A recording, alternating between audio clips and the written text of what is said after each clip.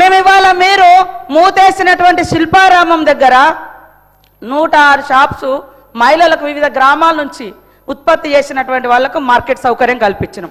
మీరు free bus పెడితే కూడా దాని మీద అనేక రకాల సెటైర్లు, తప్పుడు ప్రచారాలు, తప్పుడు వీడియోలను చిత్రీకరించడం, ఇవన్నీ కూడా అది మీ వంతు.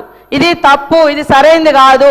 తరతరాల అణిచివేత నుంచి ఆత్మగౌరవంతో, అస్తిత్వంతో, ఆత్మవిశ్వాసంతో ముందుకొస్తున్నటువంటి ఆడవాళ్ళ వెంట సపోర్టుగా ఉండండి, సహకరించండి.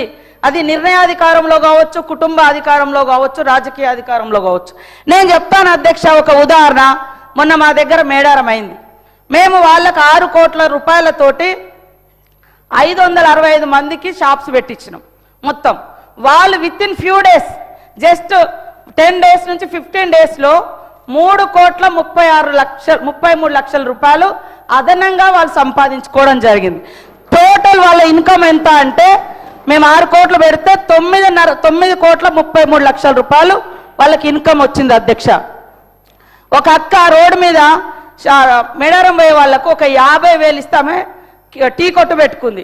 ఆమె రోజుకు 5,000 సంపాదిస్తుంది.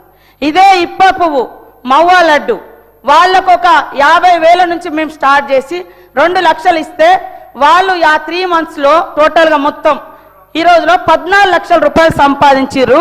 ఫ్యూ డేస్లో 1 వీక్ 15 డేస్లో 5 లక్షల రూపాయలు సంపాదించారు అధ్యక్ష.